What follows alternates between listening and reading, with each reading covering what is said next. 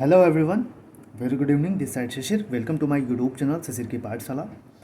तो जैसा कि मैंने एक वीडियो के माध्यम से जो भी केवीएस वेटिंग लिस्ट और रिवाइज लिस्ट के बारे में मैंने आपको बताया था ऑलरेडी। तो मैंने उस वीडियो में ये कहा था कि अगर किसी भी स्टूडेंट का आरटीआई का रिप्लाई या मेल का रिप्लाई आए तो वो प्लीज़ ज़रूर बताइएगा। तो एक स्टूडेंट अपने ही चैनल का है, उन्होंने आरटीआई में अप्लाई किया था। आरटीआई में उन्होंने सूचना मांगी थी, इन्फॉर्मेशन मांगी थी कि जो हमारा मार्क्स है वो कब अब देंगे आप, और कंबाइन लिस्ट कब देंगे। तो इससे रिलेटेड तो वो सूचना मैं आप सभी के सामने प्रस्तुत करना चाहता हूँ। तो ये चीज़ें हैं, तो वीडियो को अंत तक देखिएगा, मैं आपको सारी चीज़ें बताऊँगा। तो एक चीज़ पहले बता दूँ आपको कि उस जो स्टूडेंट ने आरटीआई अप्लाई किया था, उन्होंने उसमें ये जवाब मांगा था कि आप हमारा मार्क्स कब देंगे। तो भाई देखिए, आरटीआई का रिप्लाई भी गजब आता है कि आप मतलब कुछ कह ही नहीं सकते। वही नहीं होता कि क्या बोलें केवीएस को, हेड क्वार्टर को। एटलीस्ट एक ऐसा रीज़न दीजिए ताकि लगे इंसान को हाँ कोई चीज़ आप ऑथेंटिक दे रहे हो। मतलब ऐसा जवाब दे देना रिप्लाई आरटीआई में कि आप खुद ही कंफ्यूज हो जाओ कि कहना क्या चाहता है हेड क्वार्टर। तो उसका जवाब आया था कि रिक्रूटमेंट, देखिए जवाब किस तरह से आया था कि आप रिक्रूटमेंट प्रोसेस जब ख़त्म होगा तो हम आपका मार्क्स डिक्लेयर करेंगे। तो इससे आप क्या समझते हो और आपको क्या समझ में आया कि अगर आप कोई क्वेश्चन पूछ रहे हो कि हमारा जो मार्क्स है, इंटरव्यू के मार्क्स और ये सारे मार्क्स हैं, आप कब दोगे। तो अगर मैं आपको कहूँ कि रिक्रूटमेंट प्रोसेस ख़त्म हो जाएगा तब उसके बाद में हम मार्क्स डिस्क्लोज करेंगे, तो आप क्या मतलब क्या सोचोगे ये सारी चीज़ें। तो यही है सेम चीज़ें कि आपको खुद ही नहीं समझ में आएगा, ऐसा जवाब देते हैं ये लोग।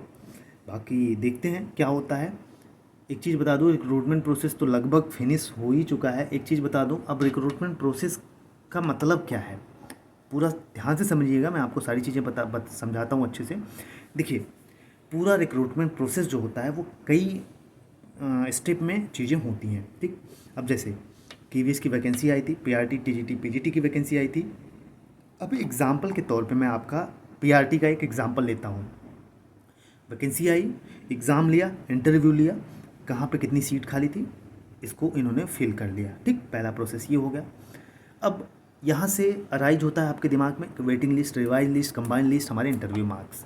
यहाँ से 4-5 क्वेश्चन आपके दिमाग में आते हैं। तो जनरली होता क्या है, इसमें कुछ स्टूडेंट होते हैं भाई जो ज्वाइन कर लेते हैं, कुछ स्टूडेंट हैं लोकेशन की वजह से या कहीं उनकी और जॉब होती है, होम स्टेट में आ जाते हैं। तो ऐसे कुछ स्टूडेंट होते हैं जो इस जॉब को छोड़ देते हैं।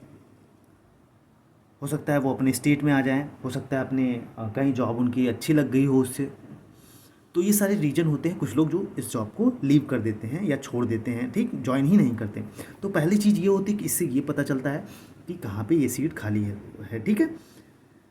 तो ये कैसे पता चलता है, जब आप अपना जो अपॉइंटमेंट लेटर है, ऑफ़र लेटर है, अपना उसमें कंसर्न दे देते हो और ज्वाइनिंग डेट जब होती है ज्वाइन कर लेते हो, तो केवीएस मान लेता है कि हाँ आपने ज्वाइन कर लिया है।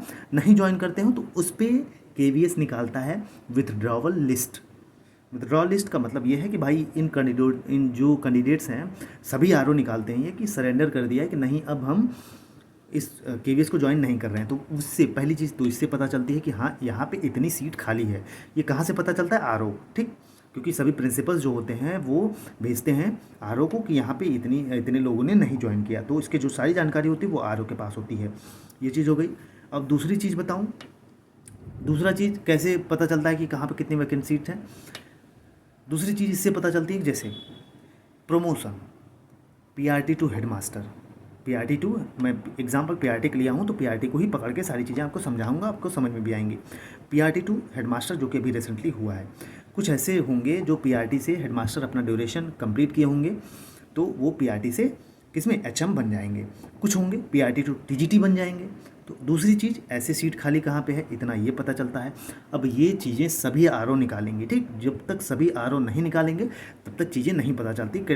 जब सब आरओ निकालेंगे तो ये बात जाती है हेडक्वार्टर के पास, हेडक्वार्टर पे बात जाती है तो तब जाके कहीं ना कहीं जो विचार होता है, आपके वेटिंग लिस्ट, आपके रिवाइज लिस्ट, हाँ भैया अब सारी चीज़ें क्लियर हो गई हैं, कितने लोगों को ज्वाइन करना था, कहाँ पे ज्वाइन करना था, एक्सटेंशन, ये सारे प्रोसेस जब ख़त्म होते हैं तब जाके पूरा सारी चीज़ें क्लियर होती हैं कि यहाँ पे इतनी वैकेंट सीट है। तो अब इनके दिमाग में आता है कि देखिए बहुत ज़्यादा होता नहीं है, जो वैकेंट सीट्स होती हैं ये ऐसे इस वजह से बहुत ज़्यादा सीट्स होती नहीं हैं। तो इनके दिमाग में आता है कि नहीं, अब रिवाइज लिस्ट और वेटिंग लिस्ट हम निकाल देते हैं और जो बच्चे हैं उनको इससे फिल कर लेते हैं, क्योंकि अब 10 20 50 सीट के लिए ये वैकेंसी नहीं निकाल सकते फिर से। तो दो चीज़ें होती हैं, या तो ये इस वैकेंसी को अगर वेटिंग लिस्ट नहीं निकालना होता तो ये आगे वाली वैकेंसी जो अपकमिंग वैकेंसीज होती है उसमें ऐड कर देते हैं। दूसरी चीज़, या तो इनके दिमाग में ये चीज़ होती है कि नहीं, हम वेटिंग लिस्ट और रिवाइज लिस्ट निकाल देते हैं। और एक चीज़ मैं आपको बता दूं, वेटिंग लिस्ट और रिवाइज लिस्ट ज़रूर आएगी। अब ये कब आएगी ये चीज़ नहीं पता है किसी को, ये मैंने पहले ही बताया था आपको। तो ये चीज़ होती हैं। तो अभी जो रिसेंटली केवीएस ने भाई किया है कि वो एक्सटेंशन पे एक्सटेंशन दे रहा है लोगों को, नोटिफिकेशन तो बाकायदा निकाल दिया कि नहीं ये लास्ट डेट है, हम बहुत मतलब ये हैं रिजिड हैं इस अपने उसको लेके, डिसीजन को लेके आपको ज्वाइन ही करना है। लेकिन नहीं, अंदर से एक्सटेंशन पे एक्सटेंशन लोगों को दिया जा रहा है, नहीं आप और लो और ज्वाइन कर लो, कोई दिक्कत नहीं, 10 दिन और ले लो, ये ले लो वो ले लो। तो ये सारी चीज़ें अभी केवीएस के अंतर्गत चल रही हैं। तो जब प्रमोशन प्रोसेस बाहर तो हो गया कि ख़त्म, ऐसा लग रहा है आपको ख़त्म हो गया, प्रमोशन ट्रांसफ़र ये सारी चीज़ें हैं, इसी पे अभी केवीएस घूम रहा है अपने अगल बगल में। और जबकि बाहर से कहें तो आपको पता होगा कि बाहर से ऐसा लग रहा होगा कि नहीं ये सारी चीज़ें ख़त्म हो गई हैं। तो अब धीरे धीरे आ जाएगा इलेक्शन। अब इलेक्शन आ जाएगा तो टीचर्स की लगेगी उसमें ड्यूटी, सबके अपने अपने ड्यूटी लगती हैं। तो अब ये हो जाएंगे उधर व्यस्त, ठीक। तो ये सारी चीज़ें थी जो मुझे लगा कि आपको बतानी चाहिए। तो एक स्टूडेंट का आरटीआई रिप्लाई आया था, तो उसने ही मुझे बताया कि नहीं सर ये जवाब कुछ नहीं दे रहे हैं, बस ये उसमें लिख दे रहे हैं कि रिक्रूटमेंट प्रोसेस ख़त्म होगा उसके बाद हम नंबर्स डिस्क्लोज़ करेंगे।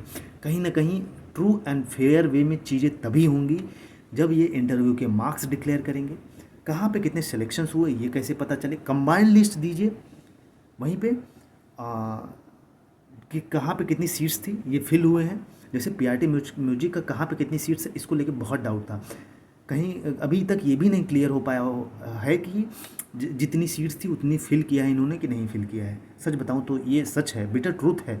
आप मानिए या ना मानिए मेरी बात को, आपको लग रहा होगा कि मैं ऐसे ही लेक्चर दे रहा हूँ, ऐसी चीज़ों को नहीं बता रहा हूँ मैं आपको, कोई ना कोई उसके पीछे रीज़न है जो मैं आपको बता रहा हूँ।